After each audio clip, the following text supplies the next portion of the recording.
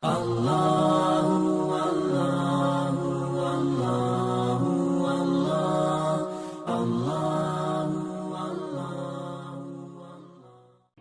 Sabilud dumu'i sabilun murih tanahada ya.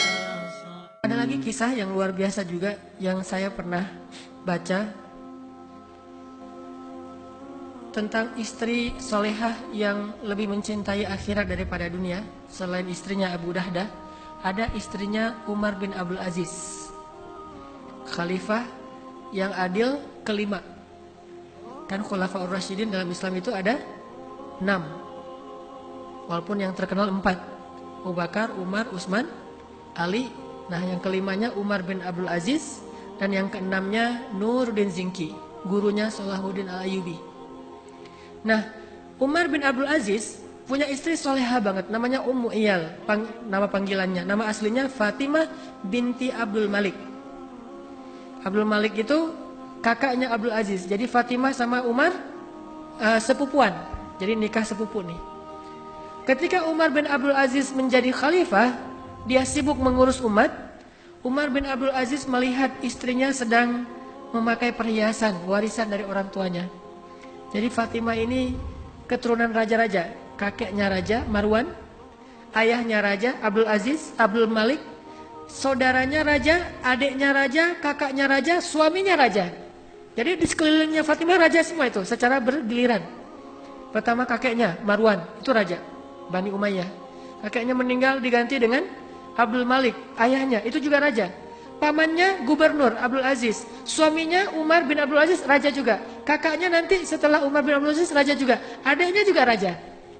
Tinggal di istana, warisan dari keluarganya tuh banyak, emas, permata. Suatu hari ketika Umar bin Abdul Aziz menjadi khalifah, Fatimah lagi membuka box perhiasan. Dia pakai, namanya juga perempuan, tabiatnya senang berdandan, dan itu sesuatu yang sifatnya fitrah, tidak dicela selama tidak berlebihan. Dia jadi fitting gitu ya, ganti, oh ini cocoknya ini, terus aja gitu sibuk di kamar. Lalu Umar bin Abdul Aziz memperhatikan, tiba-tiba Umar bin Abdul Aziz datang dan mengatakan, wahai kekasihku, wahai Fatimah, engkau pilih harta itu atau memilih aku? Diadu nih antara harta dengan suami. Kamu pilih harta atau aku? Apa maksudnya?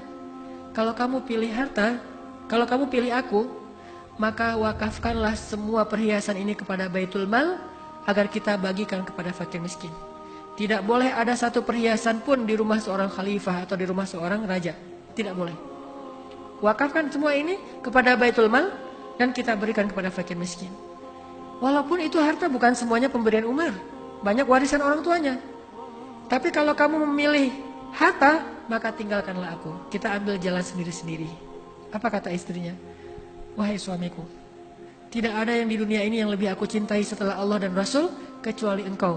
Sam'an wa ta'atan, sami'na wa ata'na. Diambil semuanya, masih ada di bawah tempat tidur. Oh ternyata masih ada lagi, kumpulin semuanya, nginfakin, wakaf ke Baitul Mal. Sejak saat itu mereka jatuh miskin dan tidak punya apa-apa di rumah. Sampai bisa begitunya seorang istri Khalifah Ar-Rasyidin, sehingga dia digolongkan oleh para ulama termasuk perempuan yang paling ajaib dalam sejarah Islam. Ini karena akadnya akhirat. Lalu setelah Umar bin Abdul Aziz wafat karena diracun, hanya bertahan 2 tahun kepemimpinan Umar bin Abdul Aziz, diracun oleh pengkhianat, kemudian beliau wafat. Setelah beliau wafat, yang jadi raja berikutnya adiknya Fatimah.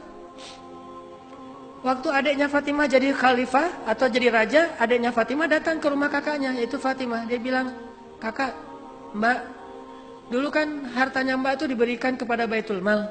Belum saya bagi, masih saya simpan tuh. Kalau mbak mau, saya balikin nih kepada mbak. Harta-harta perhiasan mbak yang dulu diberikan kepada Baitul Mal. Soalnya Umar bin Abdul Aziz sudah wafat. Dia mengatakan apa Fatimah? Ma'azallah. Dia mengeluarkan air mata, dia nangis. Ma'azallah. Saya tidak mencari akhirat karena Umar bin Abdul Aziz. Saya mencari akhirat karena Allah Subhanahu wa taala. Kalau saya menyembah Umar bin Abdul Aziz, sesungguhnya Umar Abdul Aziz telah wafat. Tapi kalau saya menyembah Allah, Allah hayyun la yamut, maha hidup dan tidak wafat. Nggak mau dibalikin lagi.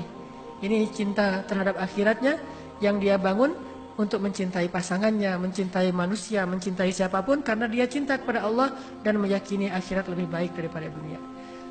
Memang ajaib. Kalau kita nggak bisa persis kayak gitu, minimal kita belajar semangat seperti itu. Mungkin untuk bisa niru sahabat tabi'in sampai ke sekelas ini butuh waktu buat kita. Tetapi bukan berarti tidak perlu menyemangati diri kita untuk mengikuti mereka, walaupun hanya 1% saja. Atau mungkin dari sekian urusan kita, dari 10 urusan kita, 7 diantaranya kita berakad dengan dunia, 3 diantaranya kita berakad dengan akhirat. Jangan sampai akhirat tidak dilibatkan sama sekali dalam hidup kita. Karena kalau akhirat tidak dilibatkan dalam urusan kita, nanti di akhirat kita menjadi orang yang paling miskin dan merugi. Kemana semua ini udah dibayarkan di dunia? Kemana semua amal-amal saya? Kan sudah dibayar di dunia. Maka menangislah seperti Abdurrahman bin Auf menangis, karena dia takut amal-amal solehnya yang sedikit sudah Allah bayar di dunia, sehingga tidak ada lagi jatah di akhirat.